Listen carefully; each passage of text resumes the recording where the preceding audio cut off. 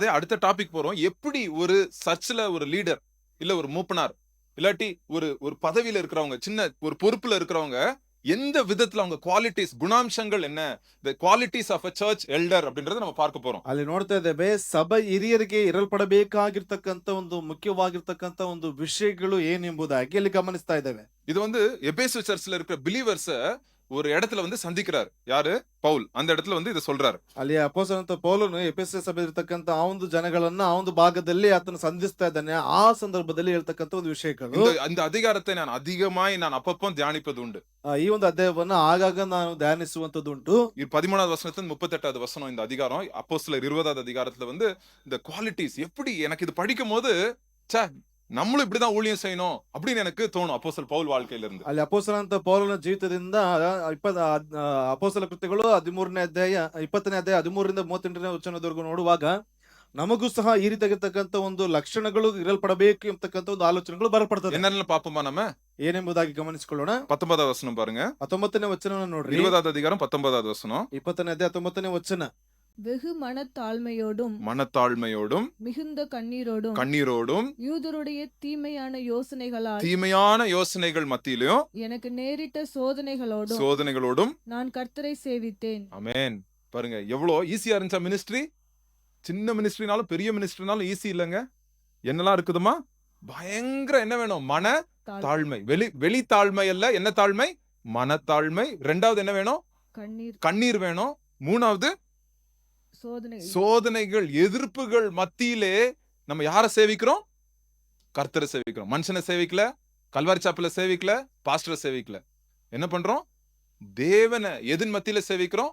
மனத்தாழ்மையோட, கண்ணீரோட, ಎದುರ್ಪಿಗಿನ ಮತ್ತಿಲೆ, ತೀಮೆಯಾನ ಜನಗಳನ್ನ ಎದುರ್ಪಿನ ಮತ್ತಿಲೆ. ಅಲ್ಲಿ ನೋಡ್ತಾ ಇದ್ದೇವೆ ಜನಗಳನ್ನ ಯಾವ ರೀತಿಯಾಗಿ ನಾವು ನೋಡ್ತಾ ಇದ್ದೇವೆ. ಚಿಕ್ಕ ಸಭೆ ಆಗಿರ್ಬೋದು ಅಥವಾ ಚಿಕ್ಕ ವ್ಯಕ್ತಿಗಳಾಗಿರ್ಬೋದು ಅಥವಾ ದೊಡ್ಡ ಸಭೆಗಳಾಗಿರ್ಬೋದು, ಯಾವ ರೀತಿಯಾಗಿ ನಾವು ನಡೆದುಕೊಳ್ಬೇಕು ಎಂಬುದಾಗಿ ನೋಡುವಾಗ ನಮ್ರತೆಯ ಮೂಲಕವಾಗಿ, ಕಣ್ಣೀರಿನ ಮೂಲಕವಾಗಿ ಅನೇಕ ಒಳಸಂಚುಗಳು ಉಂಟಾಗುವಂತ ಸಂದರ್ಭದಲ್ಲೂ ಕೂಡ, ಸಂಭವಿಸುವಂತ ಅನೇಕ ಕಷ್ಟಗಳು ಇದ್ರೂ ಕೂಡ ದೇವರ ಸಮ್ಮುಖದಲ್ಲಿ ಅದೆಲ್ಲವನ್ನು ನಾವು ದೇವರ ಸಮ್ಮುಖದಲ್ಲಿ ನಾವು ಹೊಂದಿಕೊಳ್ಳುವಂತದ್ದಾಗಿರ್ತದೆ. இந்த வசனம் நான் மறக்கவே மாட்டேன். மினிஸ்ட்ரினா இதுதான். எனக்கு ஒரே வசனம்னா இந்த வசனம் தான். இப்ப நான் சொன்னேன்ல இந்த 19வது வசனம். 19ನೇ ವಚನ ಇದು ಸೇವೆ ಎಂಬುದಾಗಿ ಹೇಳುವಾಗ ಇದನ್ನ ಮರೆತು ಬಿಡುವುದಿಲ್ಲ. ಇದೇ ಸೇವೆ ಎಂಬುದಾಗಿ. யாரும் எல்லார்ட்டையும் நம்ம தாழ்த்திடணும். சின்ன புது விசுவாசியா இருக்கலாம், சின்ன பையனா இருக்கலாம், யாரா இருந்தாலும் ஒரு பாஸ்டரா இருந்தா நம்ம பெரிய பாஸ்டரா இருக்கலாம், ஏரோப்ளேன்ல பறக்கிற பாஸ்டரா இருக்கலாம், நம்ம மனத்தாழ்மையோட நம்ம ஊழியம் செய்யணும். ಚಿಕ್ಕ ಸೇವಕರಾಗಿರ್ಬೋದು, ದೊಡ್ಡ ಸೇವಕರಾಗಿರ್ಬೋದು, ಯಾರೇ ಆಗಿರ್ಬೋದು, ಅಥವಾ ಚಿಕ್ಕ ವ್ಯಕ್ತಿ ಆಗಿರ್ಬೋದು, ದೊಡ್ಡ ವ್ಯಕ್ತಿ ಆಗಿರ್ಬೋದು, ಯಾರ ಬಳಿಯಲ್ಲಿ ಆದ್ರೂ ಕೂಡ ಬಹಳ ನಮ್ರತೆ ಉಳ್ಳವರಾಗಿ ನಮ್ಮನ್ನ ನಾವು ತಗ್ಗಿಸಿಕೊಳ್ಳಲ್ಪಟ್ಟವರಾಗಿ ಕಾಣಿಸಿಕೊಳ್ಬೇಕು.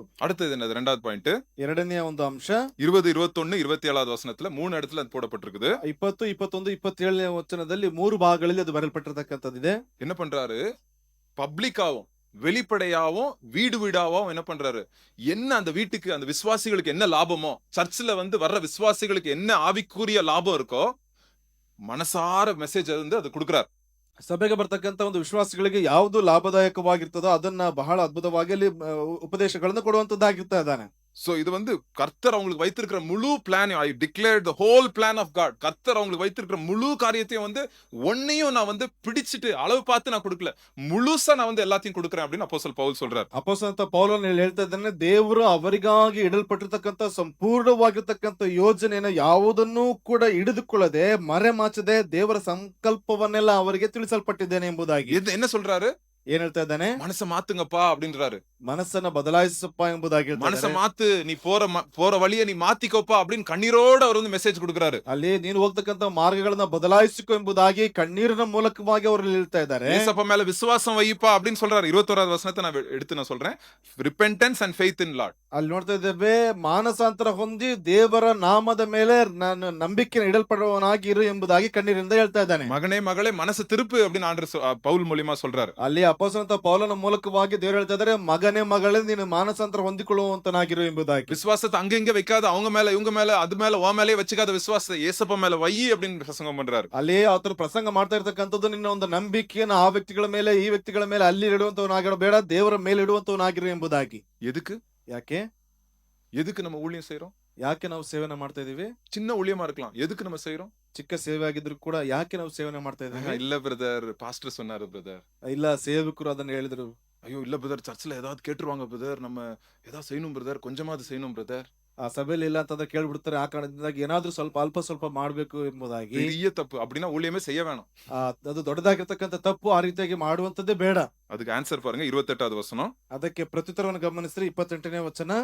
ஆகையால் உங்களை குறித்தும் தேவன் தம்முடைய சுய இரத்தத்தினாலே ம். சம்பாதித்துக் கொண்ட தமது சபையை மேய்ப்பதற்கு ம். பரிசுத்த ஆவி உங்களை கண்காணிகளாக வைத்த மந்தை முழுவதையும் குறித்து எச்சரிக்கையாயிருங்கள். இப்ப கொஸ்டின் என்னன்னா, யார் அப்பாயிண்ட் பண்ணா உங்களை அந்த வேலைக்கு, அந்த ஊழியத்துக்கு? ಯಾರು ಈ ಒಂದು ಕೆಲಸಕ್ಕೆ ನೇಮಿಸಲ್ಪಟ್ಟಿದ್ದಾರೆ? ಪ್ರಶ್ನೆ. பரிசுத்த ஹோலி ஸ்பிரிட் அப்பாயிண்டட் யூ. ಅಲ್ಲಿ ಪರಿಶುದ್ಧ ಆತ್ಮನು ಅಲ್ಲಿ ನೇಮಿಸಲ್ಪಟ್ಟಿರ್ತಕ್ಕಂಥದ್ದು ನನ್ನನ್ನ. சபை உங்களுக்கு சொந்தமா? இல்ல. ಸಭೆ ನಿಮಗೆ ಸ್ವಂತವಾ? ಇಲ್ಲ. உங்க ரத்தத்தினால சபையை வாங்குனீங்களா? இல்ல. ನಿಮ್ಮ ರಕ್ತದಿಂದ ಸಭೆಯನ್ನು ಕೊಂಡುಕೊಳ್ಳಲ್ಪಟ್ಟಿದ್ದೀರಾ? ಇಲ್ಲ. யார் ரத்தத்தினால சபை விசுவாசிகளை ஏசப்பா வாங்கியிருக்கிறார்? நம்ம சர்ச்சுக்கு வர விசுவாசிகள், பிள்ளைங்க, வாலிப சகோதர சகோதரிகளை யார் ரத்தத்தினால ஏசப்பா பர்ச்சேஸ் பண்ணிருக்கிறாரு? ನಮ್ಮ ಸಭೆಗೆ ಬರ್ತಕ್ಕಂತ ಮಕ್ಕಳಾಗಿರ್ಬೋದು, ಚಿಕ್ಕವರಾಗಿರ್ಬೋದು, ಯವನಸ್ಥರಾಗಿರ್ಬೋದು, ಎಲ್ಲರನ್ನ ಯಾರ ರಕ್ತದ ಮೂಲಕವಾಗಿ ಆತನು ಕೊಂಡುಕೊಳ್ಳಲ್ಪಟ್ಟಿದ್ದಾನೆ? பாஸ்டரோட வேர்வை ரத்தமா? ಪಾಸ್ಟರ್ ಅವರ ಬೆವರಿನ ರಕ್ತವಾ? யாரு? இயேசு கிறிஸ்துவோட ரத்தம். ಯೇಸು ಕ್ರಿಸ್ತನ ರಕ್ತ. அது வாங்கின இயேசு கிறிஸ்து ரத்தத்தை கொடுத்து அவர் சில பேரை பர்ச்சேஸ் பண்ணி வச்சிருக்கிறார், நம்ம சர்ச்சுக்கு வர வைக்கிறாரு. ಆ ಯೇಸು ಕ್ರಿಸ್ತನ ರಕ್ತದ ಮೂಲಕವಾಗಿ ಅವರನ್ನ ಖರೀದಿಸಲ್ಪಟ್ಟವರಾಗಿ ನಮ್ಮ ಸಭೆಯಲ್ಲಿ ಅವರನ್ನು ಇಡಲ್ಪಟ್ಟಿದ್ದಾರೆ. இன்னும் சில பேர் என்ன பண்றாரு? சர்ச்சில் இருக்கிறவங்களை அப்பாயிண்ட் பண்றாரு. பரிசுத்த ஆவியானவர் அப்பாயிண்ட் பண்ணி, நீ உங்களுக்கு கிளாஸ் எடு, நீ இந்த இது எடு, இந்த செஷன் எடு, இப்படி பண்ணு, வர்ஷிப் லீட் பண்ணு, இது பண்ணு அப்படின்னு ஆண்டவர் வந்து பரிசுத்த ஆவியானவர் அப்பாயிண்ட் பண்றாரு. இதை நீங்க புரிஞ்சிருக்கிறீங்களா இல்லையான்றதை எனக்கு தெரியல. ಇಲ್ಲಿ ನೋಡ್ತಾ ಇದ್ದೇವೆ, ಪರಿಶುದ್ಧಾತ್ಮನು ಕೆಲವರನ್ನ ನೇಮಕ ಮಾಡಲ್ಪಡ್ತಾನೆ. ಈ ರೀತಿಯಾಗಿರ್ತಕ್ಕಂಥ ಸಂಡೇ ಸ್ಕೂಲ್ ಆಗಿರ್ಬೋದು, ಅಥವಾ ಒಂದು ವರ್ಷಿಪ್ ಮಾಡುವಂತದ್ದಾಗಿರ್ಬೋದು, ಅಥವಾ ವಾಕ್ಯಗಳನ್ನು ತಿಳಿಸುವಂತದನ್ನ ಪರಿಶುದ್ಧಾತ್ಮ, ದೇವರು ಪರಿಶುದ್ಧಾತ್ಮನ ಮೂಲಕವಾಗಿ ಅವರವರನ್ನ ಅಲ್ಲಿ ನೇಮಕ ಮಾಡಿರ್ತಕ್ಕಂಥದ್ದನ್ನ ನೀವು ಅರ್ಥ ಮಾಡ್ಕೊಂಡಿದ್ರೆ ಇಲ್ಲೋ ಗೊತ್ತಿಲ್ಲ. என்னைக்கு அது நம்ம பரிசுத்தாவியானவர் நம்ம இருதயத்துல அதை வந்து கன்ஃபார்ம் பண்றாரோ, நம்மளோட ஆட்டிಟ್ಯೂಡೇ மாறிடும், ஊழிய ஆட்டிಟ್ಯೂಡೇ மாறிடும். ಯಾವಾಗ ಅದು ನಮ್ಮ ಹೃದಯಗಳಲ್ಲಿ ಅದನ್ನು ಪರಿಶುದ್ಧಾತ್ಮ ನಮಗೆ ತಿಳಿಸಿಕೊಡ್ತಾನೋ, ನಮ್ಮ ಒಂದು ಲಕ್ಷಣಗಳೇ ಅದು ಬದಲಾಗಿರುವಂತದ್ದಾಗಿರ್ತದೆ. மனுஷனை பார்த்து ஐயோ அவன் இப்படி சொல்றான் கண்டுக்கவே மாட்டோம். ஏசப்பாக செஞ்சுட்டு சந்தோஷமா இருப்போம். ಮನುಷ್ಯನ್ ಹೇಳುವಂತದನ್ನ ನಾವು ಲೆಕ್ಕಕ್ಕೆ ತೆಗೆದುಕೊಳ್ಳುವುದೇ ಇಲ್ಲ. ಪರಿಶುದ್ಧಾತ್ಮನ ಮೂಲಕ ದೇವರು ತೆಗೆದುಕೊಳ್ತಾರೆ ಎಂಬುದಾಗಿ ಆ ಒಂದು ರೀತಿಯ ಕಾರ್ಯಗಳನ್ನ ಮಾಡಿರ್ತೇವೆ. என்னதை மெயினா வந்து எல்டர்ஸ் நம்ம எல்லாம் என்ன மெயினா நம்ம வந்து பண்ணோம், நம்ம வேலை என்ன? ಸಭಾ ಹಿರಿಯರು ಯಾವ ರೀತಿಯಾಗಿರ್ತಕ್ಕಂಥ ಒಂದು ಮುಖ್ಯವಾಗಿರ್ತಕ್ಕಂಥ ಕಾರ್ಯಗಳನ್ನ ಮಾಡ್ತಾ ಇರ್ತಾರೆ. அது 28ல 30வது வசனம். அது 2 ಪಾಯಿಂಟ್ 1 ಪಾಯಿಂಟ್ ನಾನು சொல்லிறேன். 28ರಿಂದ 30ನೇ ವಚನದವರೆಗೆ ನೋಡ್ತೇವೆ. ಎರಡು ವಿಷಯಗಳಲ್ಲಿ ಒಂದೇ ಅಂಶವಾಗಿ ಹೇಳ್ತೀನಿ. 29ல 30, 29 30 படிங்க.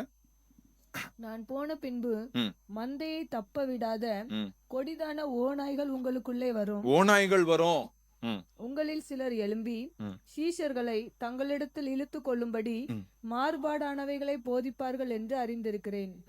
பாருங்க, என்ன பண்ணுவாங்களாம் சில பேரு, தப்பான போதனைகளை விஷத்தை போல சர்ச்சுக்குள்ள கொண்டு வருவாங்களாம். இப்படி சர்ச்சுக்குள்ள கொண்டு வந்து விசுவாசிங்கிட்ட தனியா பேசி பேசி பேசி பேசி விஷத்தை பாய்சன் ஏத்துற மாதிரி இன்ஜெக்ஷன் வச்சு ஏத்துவாங்களாம். ಕೆಲವರು ಏನ್ ಮಾಡ್ತಾರೆ ಅಂತಂದ್ರೆ, ವಿಷವನ್ನ ತೆಗೆದುಕೊಂಡು ಬರುವಂತ ರೀತಿಯಲ್ಲಿ ಅವರ ಬಳಿಯಲ್ಲಿ ಮಾತನಾಡಿ ವಿಷವನ್ನ ತೆಗೆದುಕೊಂಡು ಬರುವಂತ ರೀತಿಯಲ್ಲಿ ಅವರು ಮಾತನಾಡಿ ವಿಷಯಗಳನ್ನ ಬಿತ್ತುತ್ತಾ ಇದ್ದಾರೆ. பைபிள் இல்லாம வாய்க்கு வந்ததை மனசுக்கு வந்ததை அவங்க வந்து சொல்லி சொல்லி சொல்லி விசுவாசிங்களை திசை திருப்ப பார்ப்பாங்களாம். சத்தியத்துல இருந்து ட்விஸ்ட் த ட்ரூத் அப்படின்னு போட்டிருக்கு. சத்தியத்தை வந்து டிஸ்டார்ட் பண்ணுவாங்களாம். சத்தியமும் சொல்லுவாங்க, பட் அதுல வந்து கலப்படம் இருக்கும், விஷம் இருக்கும். அதை வந்து கலந்து அப்படி வந்து ஜனங்க மனசை வந்து இது பண்ண பார்ப்பாங்க. ஓநாய்கள் போல வருவாங்க. வெளியே வந்து எப்படி இருப்பாங்க? பார்க்க என்ன தோல் இருக்கும்? வெளியே ஆட்டு தோல் இருக்கும், உள்ள என்னது?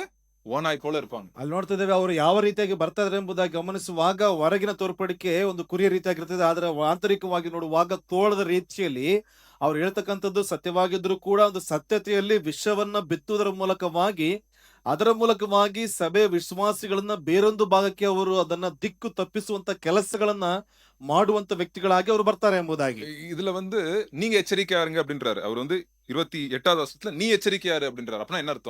ಅಲ್ಲಿ ಈ ಕಾರಣದಿಂದಾಗಿ ನೀನು ಎಚ್ಚರಿಕೆಯಿಂದ ಇರು ಎಂಬುದಾಗಿ ಹೇಳ್ತಿದ್ರೆ. ಯಾವ ಕಾರಣದಿಂದಾಗಿ?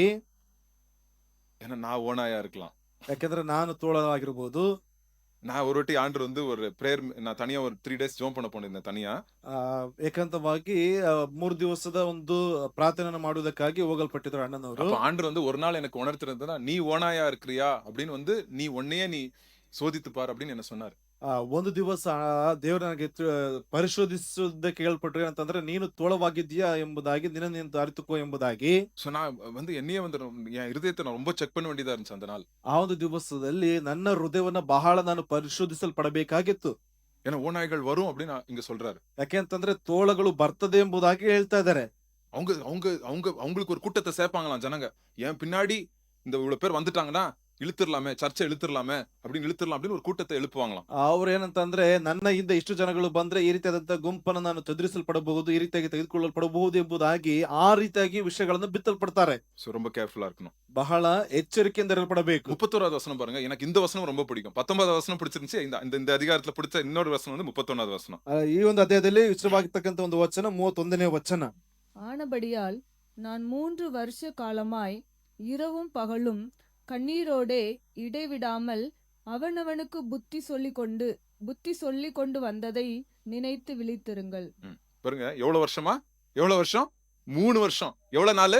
நைட்டும் பகலும். ಅಲ್ಲಿ 3 ವರ್ಷ ಹಗಲು ಇರುಳು ಎಡಬಿಡದೆ ಕಣ್ಣೀರಿನಿಂದ ಅಲ್ಲಿ ಪ್ರಾರ್ಥನೆಯನ್ನ ಮಾಡ್ತಾ ಇದ್ದಾನೆ. இங்கிலீஷ்ல வந்து வார்னிங் கொடுத்தாராம். ಅಲ್ಲಿ ಎಚ್ಚರಿಕೆಯನ್ನ ಕೊಡ್ತಾ ಇದ್ದಾರೆ. சரி, இப்ப யாருக்கெல்லாம் வார்னிங் கொடுக்கணும்னு பிடிக்கும் பைபிளை வச்சு? ಬೈಬಲ್ ಮೂಲಕವಾಗಿ ವಾರ್ನಿಂಗ್ ಕೊಡಬೇಕು ಅಂದ್ರೆ ಯಾರಿಗೆಲ್ಲ ಇಷ್ಟವಾಗ್ತದೆ? எல்லாருக்கும் பிடிக்கும். வார்னிங் ஒரு சத்தியம் பைபிள் சொல்லுது, டேய் நீ இப்படி பண்ணியனா இப்படி ஆயிடுவாடா அப்படின்னு வார்னிங் எல்லாரும் கொடுப்பாங்க.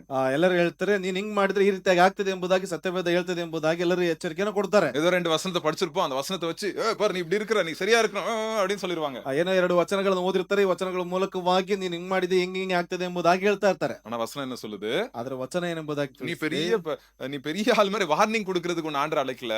ದೊಡ್ಡ ವ್ಯಕ್ತಿಯ ರೀತಿಯಲ್ಲಿ ಎಚ್ಚರಿಕೆಯನ್ನು ಕೊಡುವುದಕ್ಕೆ ಕರೆಯಲ್ಪಡಲಿಲ್ಲ.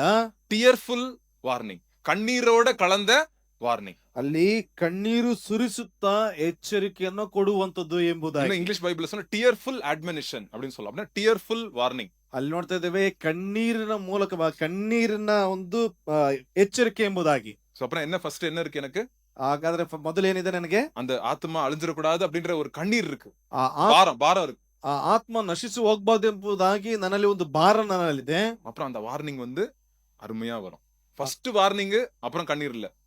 ಫಸ್ಟ್ ಕಣ್ಣೀರು ಅப்புறம் ವಾರ್ನಿಂಗ್. ಅಲ್ಲಿ ನೋಡ್ತಿದ್ದೇವೆ ಮೊದಲು ಕಣ್ಣೀರು, ಅದಾದ ನಂತರದಲ್ಲಿ ಅದಕ್ಕೆ ಬೇಕಾಗಿರ್ತಕ್ಕಂಥ ಒಂದು ಎಚ್ಚರಿಕೆ.